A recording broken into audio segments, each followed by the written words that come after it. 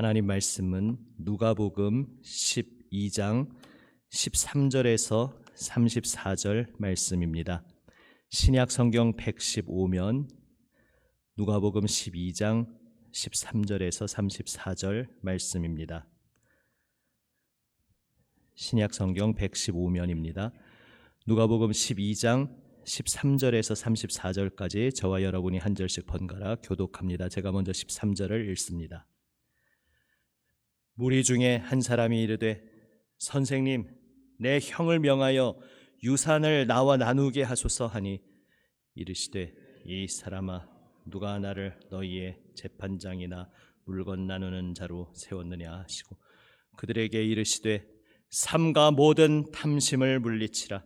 사람의 생명이 그 소유에 넉넉한 데 있지 아니하니라 하시고 또 비유로 그들에게 말하여 이르시되 한 부자가 그 밭에 소출이 풍성하매 심중에 생각하여 이르되 내가 곡식 쌓아둘 곳이 없으니 어찌할까 하고 또 이르되 내가 이렇게 하리라.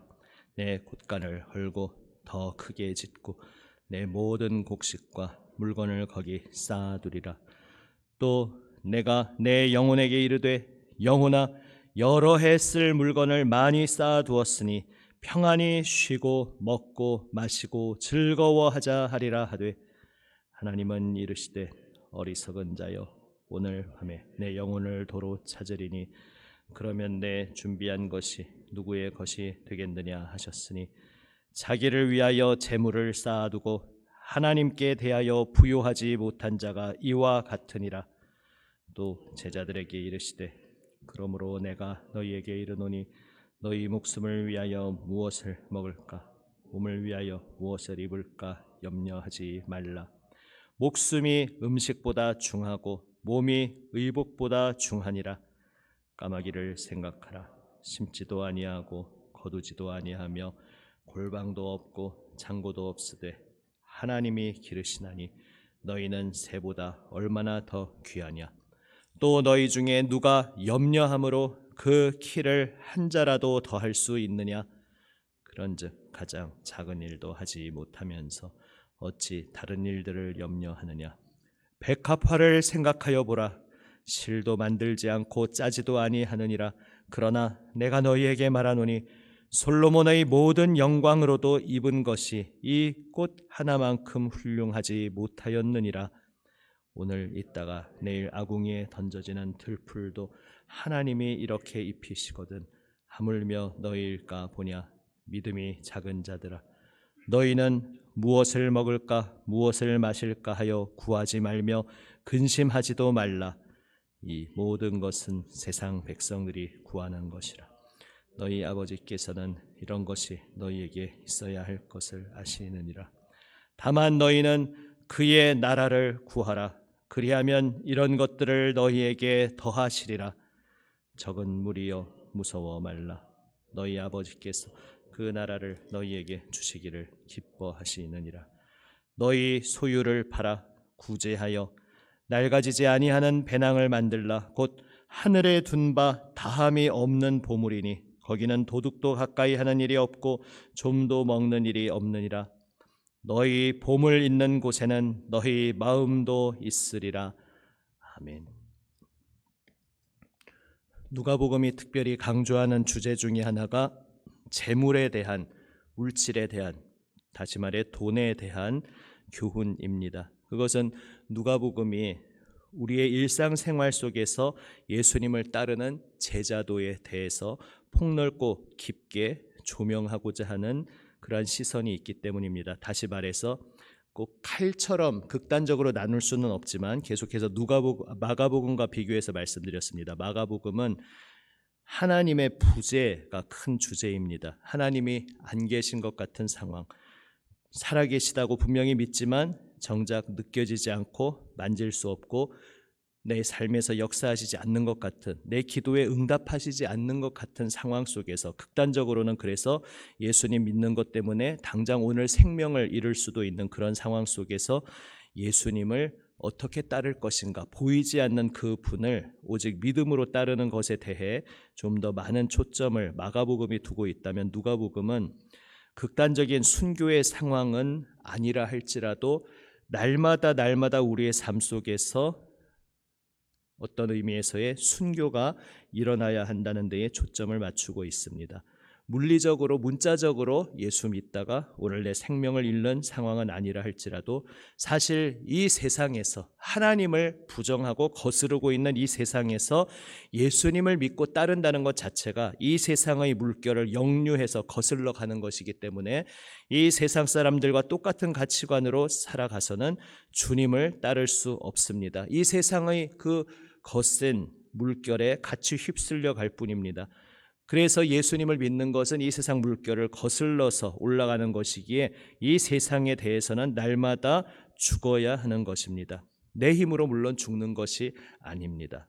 죽는 것조차 우리 힘으로 할 수 없는 죄인 괴수인 우리를 위해 예수님께서 죽으셨기에, 나의 죄를 다 짊어지시고 죽으신 예수님께서 부활 승리하셔서 나의 새 생명, 나의 소망이 되어 주셨기에 예수님께 나를 맡기면, 예수님께 귀의하면, 예수님을 나의 주인으로 모시고 이제 내 모든 마음과 내 생명을 주님 손에 맡기면 나는 나를 위해 죽으신 주님과 함께 죽고 또한 나를 위해 다시 사신 예수님과 함께 새 생명을 누릴 수 있는 것입니다. 그리고 그렇게 날마다 죽고 날마다 새 생명을 체험하는 그 삶의 핵심 주제 중에 하나가 바로 재물을 어떻게 사용할 것인가 하는 부분입니다. 왜냐하면 하나님을 따르지 않는 이 세상 사람들이 섬기는 신이 바로 만몬의 신, 재물, 돈의 신이기 때문입니다. 그래서 예수님께서 하나님과 재물을 겸하여 섬길 수 없다 말씀하면서 마치 하나님의 가장 강력한 라이벌이 돈이라도 되는 양 표현하십니다.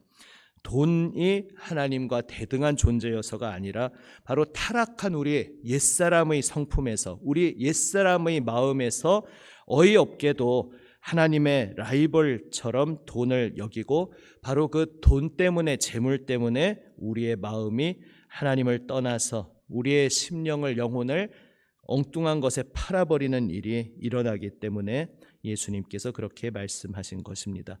바로 그 재물에 대한 주제가 오늘 본문의 이야기이고 계속해서 또 본문 뒤에 이어집니다. 형과 유산을 공정하게, 정당하게 잘 나누는 것은 당연히 좋은 일일 것입니다. 그러나 예수님께서는 지금 찾아와서 예수님에게 그것을 부탁하는 그 사람의 심중을 꿰뚫어 보십니다. 지금 예수님이 이 땅에 메시아로 오셨다는 것을 어느 정도 그럴 수 있다라고 생각하며 예수님의 권위를 인정하기에 이 어떤 사람이 와서 예수님께 이러한 부탁을 했을 것입니다. 다시 말해 왕으로 오신 분이시기에, 온 세상을 주관하여 다스리시는 분이시기에, 원래 히브리 문화에서 왕이란 곧 재판하는 이이고 재판하면서 시시비비를 가려주기를 원한 것입니다. 그러나 예수님께서는 지금 참된 왕으로, 메시아로 오신 주님께서 정말로 이 세상을 새롭게 하고 우리 한 사람 한 사람을 살리는 그 생명의 사역이 그런 것이 아니라 말씀하십니다. 눈에 보이는 어떤 것들, 그러한 물질적인 것들을 고르게 분배하는 것, 사회 정의적으로 중요한 일일 수 있지만 지금 이 사람의 심령이 엉뚱한 것에 사로잡혀서 주님을 바라보지 못하고 있다는 것을 꿰뚫어 보시고 주님은 말씀하십니다. 모든 탐심을 물리치라. 그러니까 유산을 내가 받아야 할 몫을 내가 정당하게 받게 해달라는 것이 무슨 악한 탐심이라는 말씀이 물론 아닙니다. 그러나 지금 이 사람에게, 또한 이 사람을 대표로 해서 온 세상 모든 사람에게 말씀하고 계신 것입니다. 너는 너의 삶을 어디에 투자할 것이냐? 너에게 주어진 삶의 시간들, 우리 모두가 살아갈 때에 각자 이 생을 마감하는 시점은 다르지만 살아있는 동안은 어쨌든 동일한 시간이 주어집니다. 25시간이 주어지는 사람이 없고 다 하루 24시간 동일한 시간을 받는데 그 받은 시간에 나는 무엇을 위해 그 시간을 사용할 것인가? 내 인생과 생명을 말하자면 어딘가에 던지고 투자하기 마련인데 너의 인생과 너의 생명을, 너의 삶을 어디에 바칠 것인가, 여기에 대해서 예수님께서 말씀하십니다. 그래서 그것을 더 명확히 하시고자 한 가상의 부자에 대한 비유를 드십니다. 사실 오늘날 시점으로 보면 이 부자는 굉장히 모범적인 어떤 성공한 벤처 사업가일 수도 있습니다. 자신이 곡식을 잘 농사 지었는데 생각한 것보다 수확량이 엄청나게 나왔으니 얼마나 성공한 사람입니까? 그리고 그것을 잘 보존하고 관리하기 위해 재투자해서 곳간을 확장하는 일이 얼마나 참 바람직한 일처럼 느껴집니까? 그러나 예수님께서 지금 이 말씀을 하시는 것은 이 비유 속에 등장하는 가상의 부자가 자신의 모든 인생을, 나에게 날마다 하루하루 주어진 24시간을 무엇을 위해 투자하고 무엇을 위해 던지고 있는가, 여기에 주목하라는 말씀입니다. 그는 이 세상 눈으로 볼 때에는 더 이상 성공한 인생이 없다고 여길 만큼 최상의 성공을 거둔 사람일 수 있습니다. 그러나 그는 그의 모든 인생을 어떻게 하면 더 수확을 많이 할 것인가, 그리고 어떻게 하면 수확한 것을 더 잘 보존하고 관리할 것인가, 여기에 모든 마음과 시간이 다 집중되어 있었습니다. 그리고 정작 나를 지으신 하나님, 나의 인생의 주관자 되시는 하나님과의 관계라는 면에서는 그는 그 삶의 시간에 아무것도 투자한 것이 없었다는 말씀입니다. 그래서 오늘 갑자기 하나님이 나를 데려가시면 지금까지 내가 내 인생 최대의 목적이라고 생각하며 내 손에 움켜쥐고 있던 모든 것들이 다 헛되이 내 것이 될 수 없고 다 다른 사람 손에 돌아갈 텐데 너는 무엇을 위해 살고 있느냐? 이 비유를 듣는 사람들에게, 바로 우리에게 질문하고 계신 것입니다.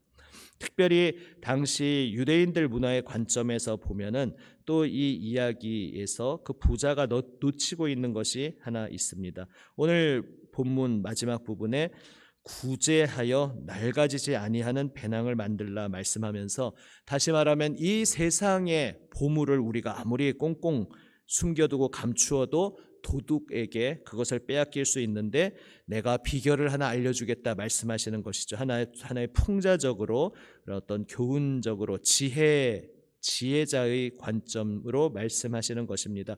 절대 도둑이 훔칠 수 없는 비밀 창고를 만드는 법을 알려주겠다 말씀하시면서 가난한 사람을 돕고 사람들의 아픔과 연약함을 돕는 데에 너의 재물을 쓰라. 그것이 하늘의 보물 창고에 너의 보물을 쌓는 것이다. 그 하늘의 보물 창고는 어떤 도둑도 훔칠 수 없는 보물 창고니까 가장 안전한 투자다. 역설적으로 말씀하십니다. 세상 눈으로 볼 때는 결국 내 돈을 다른 사람에게 쓰는 것인데 그것이 무슨 투자고 무슨 보관이고 보물이 되겠습니까?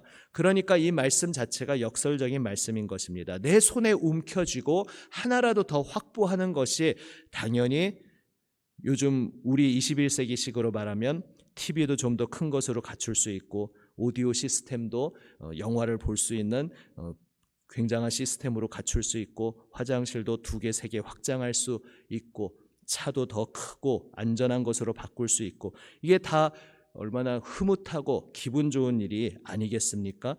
그런 모든 것들 자체가 잘못된 것이라는 것이 아니라, 그래서 한 푼이라도 더 움켜쥐는 것이, 내 수중에 돈이 하나라도 더 들어오는 것이 결국 내 인생을 더 살기 좋고 편안하고 흡족하게 한다는 그 신화에 사로잡혀서 정작 중요한 것을 놓치게 되는데, 내 삶의 시간이 유한하다는 것입니다. 내 삶의 시간이 제한되어 있고 그리고 그 끝도 유한한데, 그러면 그 유한하고 그리고 그 제한되어 있는 시간에서 결국은 내 인생에, 내 영혼에, 내 생명에 가장 소중한 것에 투자하는 것을 놓쳐서는 안 되는데, 물질은 나에게 편안하고 흡족하고 좋은 것일 수 있지만 결국 그 신화에 사로잡히다 보면 한 푼 벌고 조금이라도 내 손에 더 움켜쥐는 그것만 붙잡고 달려가다가 더 소중한 것을 놓쳐버린다는 것. 하나님과의 관계를 깊이 하고 하나님의 말씀을 내가 더 듣고 하나님을 더 알게 되고 하나님의 사랑을 체험하는, 그래서 이 세상 인생 마지막에 눈 감을 때 내 인생을 돌아볼 때 정말 만족스러운 인생이었습니다라고 진정으로 고백할 수 있는 유일한 길, 하나님과의 풍성한 생명의 교제에는 전혀 시간을 쓰지 못하게 되는 그러한 비참한 인생이 될 수 있다고 주님께서 경고하시고 사랑으로 권면하시는 것입니다. 그래서 무엇을 먹을까 무엇을 마실까 구하지 말고 근심하지 말라 말씀하는 것입니다. 당연히 이것은 어떤 종교적인 광신에 빠진 사람이 하나님이 다 먹여주실 것이니까 아무 일도 하지 않고 나는 그저 열심히 기도하겠다라는 것에 대해 말씀하는 것이 당연히 아닙니다. 서신서에서 보면 일하지 않는 자 먹지도 말라 말씀하지 않으셨습니까? 내가 하나님을 믿는다는 그 믿음이 왜곡되어서 아무 노동도 하지 않고 아무 일도 하지 않는 것은 왜곡된 신앙입니다. 내가 하나님 앞에 충성되이, 그것이 어떠한 정신노동이든 육체노동이든 내가 무언가 하나님 보시기에 합당한 정당한 노동에 나의 시간과 마음을 쏟아서, 그래서 내가 거기에 대해 내 인생에 대해 책임지는 자세는 당연히 중요합니다. 예수님께서 여기서 말씀하시는 것은 그렇게 물질을 벌고 내 생계를 위해 확보하는 것에 아무것도 하지 말라는 말씀이 당연히 아닌 것입니다. 하나님 앞에 충성된 청지기의 고백으로 우리는 나에게 주어진 노동에 누가 보든지 보지 않든지 간에 정직하게 헌신할 수 있어야 합니다. 예수님께서 여기서 말씀하시는 것은 그런데 그렇게 열심히 땀 흘려 일하면서 내가 무엇을 위해 일하고 있는지, 그래서 결국 나는 이 흘린 땀을 통해 얻은 수확을 어떠한 방향으로 어떠한 관점으로 사용할 것인지, 결국 나는 내 인생을 어디에 쏟을 것인지에 대해서 잘 생각해보라 말씀하시는 것입니다.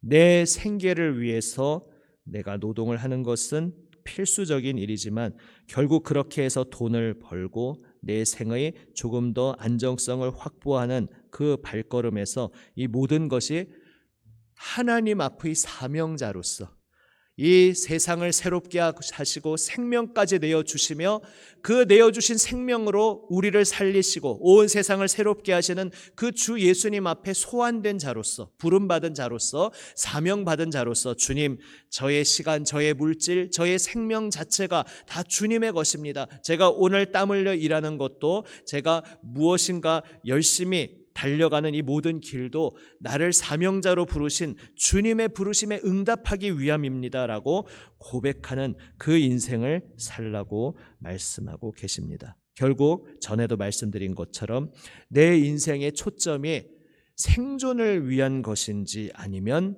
하나님의 영광을 위한 것인지 결정하라 말씀하시는 것입니다. 이것은 너무 당연하고 뻔한 이야기 같지만 또 우리의 생명의 갈림길에 직결되어 있는, 날마다 우리가 그 앞에 서게 되는 선택의 중요한 갈림길입니다. 뻔하게 알고 있지만 우리가 하나님 말씀 앞에 엎드리지 않을 때 하나님께 대하여 부요함, 다시 말해 하나님과의 관계가 풍성해지고 깊어지는 데에 나를 드리고 나의 모든 것을 쏟지 않는다면 우리는 이 뻔하고 당연한 선택의 갈림길에서 어느새 옛사람의 목소리에 이끌려가며 자기도 모르게 내 손안에 하나라도 더 움켜쥐는 그 자체가 인생 목적이 되어 달려갈 수 있습니다. 그리고 거기에만 모든 것을 쏟으며 달려간 인생을 마감할 때, 되돌아볼 때 내 인생, 내 영혼에 아무것도 남지 않은 텅텅 비어버린 공허함만 발견하게 될 것입니다. 우리가 찬송으로 고백하며 세상 즐거움 다 버리고 라고 고백할 때 하나님을 만나고 예수님을 따르는 길이 즐거움을 포기하는 길이라는 뜻이 당연히 아닙니다. 세상 즐거움을 버린다라는 것입니다. 세상 즐거움이란 다르게 표현하면 거짓 즐거움입니다. 혹은 알맹이가 빠진 껍데기만 남은 즐거움입니다. 아까도 말씀드린 것처럼 내가 조금이라도 한 푼이라도 더 벌어서 내 삶의 여러 가지 유익한 요소들을 더 좋은 것으로 채우는 것도 좋은 흡족함, 만족이 될 수 있습니다. 그러나 그것 자체가 내 인생의 목적이 되어 버리면서 결국 나의 하루의 24시간 중에 주님과의 깊은 관계로 들어가는 데에 나의 영혼과 나의 시간을 전혀 투자하고 있지 않다면 결국 그것은 조금 더 편하고 좋은 것을 내 손에 쥐었을지는 모르지만 내 영혼의 참된 즐거움은 놓쳐버리는 인생이 될 것입니다. 우리를 사랑하시는 주님께서는 우리가 영혼을 채울 수 있는 참된 즐거움을 누리시기를 원하시기 때문에 우리의 영혼을 풍성케 하는, 우리의 영혼을 꽉 차게 하는, 우리의 영혼을 진정한 기쁨의 노래로 가득 차게 하는 참된 즐거움을 잡으라 말씀하시는 것입니다. 그 참된 즐거움은 바로 하나님과의 깊은 관계로 들어가서 나를 향하신 하나님의 마음을 더 알고 내 인생을 향하신 주님의 부르심을 깨닫고 그래서 주님의 사랑받는 자로서 또한 주님의 부르심받은 사명자로서 나를 주님께 온전히 바치는 것, 나의 시간과 물질, 나 자체, 내 생명 자체를 주님께 바치고 주님 손에 내 인생을 맡기는 바로 그 길에서만 우리는 우리의 영혼을 풍요롭게 하는 참된 즐거움을 발견할 수 있다 말씀하시는 것입니다. 오늘 예수님께서 아버지 하나님에 대해서 무엇이라 말씀하여 주십니까? 32절에 적은 무리여 무서워 말라 너희 아버지께서 그 나라를 너희에게 주시기를 기뻐하시느니라. 이 직역하면 결국 같은 얘기지만 아버지의 기쁨은 그 나라를 너희에게 주시는 것이다. 바로 이 말씀을 하시고 있습니다. 아버지는 우리에게 주시기를 원하십니다. 그 생명의 나라, 영생을 거저 선물로 주시기를 원하십니다. 문제는 우리가 그 거저 주시는 선물의 소중한 값으로 매길 수 없는 그 가치를 알지 못하고 그것과 비교도 되지 않는 헛된 것에 내 영혼을 기웃거리면서 지금 그저 손을 벌려 받기만 하면 풍성히 누릴 수 있는 영생의 삶을, 그 나라의 풍성한 충만한 삶을 포기하고 엉뚱한 데 기웃거리면서 내 영혼을, 내 인생을 탕진하고 있다는 것이 문제입니다. 하나님께서는 그 나라를 선물로 주십니다. 내가 열심히 해서 무언가 내가 하나님 어떤 기준점에 합격해서 내가 무언가 어떤 조건을 채우면 그 나라를 주신다고 말씀하시는 것이 아니라 그냥 거저 주신다 말씀하십니다. 왜냐하면 그 값은 예수님이 다 그 생명으로 치러 주셨기 때문입니다. 하찮아서 거저 주시는 것이 아니라 우리는 무엇을 해도 지불할 수 없는, 값을 매길 수 없는 엄청난 선물이기에 우리가 치를 수 없는 그 값을 예수님께서 생명값으로 치르시고 이제 우리에게 거저 선물로 주고 계십니다. 그 앞에 내 마음을 활짝 열고 그 나라를 받으면 오늘도 나에게 다가오셔서 말씀하고 계시는 주님 발치에 앉아서 그 말씀에 귀 기울이기만 하면, 그 말씀을 내 가슴에 새기고 주님께 나를 드리기만 하면 주님께서 나를 붙들어 주시고 주님께서 내 인생 발걸음을 이끌어 주시고 주님께서 내 인생을 풍요로운 풍성한 충만한 즐거움으로 채워주실 것인데 왜 이 거저주는 선물을 받으려 하지 않느냐 안타까움으로 주님께서 말씀하십니다. 우리 아버지는 또한 어떤 분이라 말씀하십니까? 30절에 이 모든 것은 세상 백성들이 구하는 것이라 너희 아버지께서는 이런 것이 너희에게 있어야 할 것을 아시느니라. 주어와 동사만 집중해서 보면 너희 아버지께서 아신다 라는 말씀입니다. 우리 아버지 되시는 하나님은 알고 계신다. 너무나 잘 알고 계신다. 우리가 이거 없으면 죽을 것 같은데요, 내 인생에 이거 꼭 필요한데요 라고 생각하는 그것, 우리에게 정말로 필요한 것이라면 필요하다는 것 모르지 않으신다, 아신다. 내가 나를 아는 것보다 하나님께서 우리를 더 잘 아신다 말씀하십니다. 우리를 잘 아시는 우리 아버지 하나님께서 그 나라를, 그 영생의 생명을, 부활의 능력의 삶을 선물로 거저 주시기를 기뻐하시는 하나님께서 오늘도 내 인생, 내 발 앞에 찾아와 서 계시다. 주님은 말씀하십니다. 내 마음을 열고 두 손을 주님께 들고 그저 주님의 손에 나를 맡기면 주님께서 책임져 주시겠다 말씀하십니다. 우리의 보물이 어디에 있는지 주님께서는 물으십니다. 정말로 하나님이 나의 참된 보배시다 고백하고 있는지 우리에게 질문하고 계십니다. 정말로 하나님이 나의 참된 보배이심을 고백하며 나의 생명, 나의 마음, 나의 시간, 나의 모든 것을 주님께 드리고, 그래서 주님께 온전히 맡긴 인생, 주님께 헌신하여 주님을 따르는 그 인생이 참된 즐거움으로 풍성한 삶임을 오늘도 또한 우리 평생의 하루하루 날마다 체험하시기를 주님의 이름으로 축복합니다. 아멘. 함께 찬송하고 기도하시겠습니다. 아까 부른 94장 1절만 함께 부르시겠습니다. 주 예수보다 더 귀한 것은 없네. 1절만 부릅니다. 주 예수보다 더 귀한 것은 없네. 이 세상 부귀와 바꿀 수 없네. 영축은 내 대신 돌아가신 그 놀라운 사랑 잊지 못해. 세상 즐거움 다 버리고 세상 자랑 다 버렸네. 주 예수보다 더 귀한 것은 없네. 예수 밖에는 없네. 아멘. 기도하시겠습니다. 아버지 하나님, 오직 주님 예수님만이 저희의 보물, 저희의 생명, 저희의 참 기쁨 되심을 고백합니다. 주님, 영원한 참된 즐거움을 우리에게 충만하게 채워주시기를 원하시며 오늘도 우리 앞에 찾아와 주신 주님, 그저 두 팔 벌려 맞아주시며 생명값으로 우리에게 거저주시는 은혜의 선물을 받으라, 주님과 함께 동행하는 그 풍성한 생명의 삶을 받아서 누려라 말씀하시는 주님의 음성을 오늘 저희가 다시 듣게 하여 주시옵소서. 저희를 향하신 주님의 그 깊으신 마음을 더욱 깊이 깨닫게 하여 주시옵소서. 주님, 오늘도 이 시간 기도로 고백하며 저희의 생명, 저희의 마음, 저희의 인생 모든 것을 다 주님 손에 맡깁니다. 주님, 저희를 붙들어 주시고 주님 생명길로 인도하여 주시옵소서. 우리의 생명 되시는 주님, 저희와 동행하여 주시옵소서. 살아계신 우리 구주 예수 그리스도의 이름으로 기도드립니다. 아멘. 주님 가르쳐 주신 기도 함께 드립니다. 하늘에 계신 우리 아버지, 아버지의 이름을 거룩하게 하시며 아버지의 나라가 오게 하시며 아버지의 뜻이 하늘에서와 같이 땅에서도 이루어지게 하소서.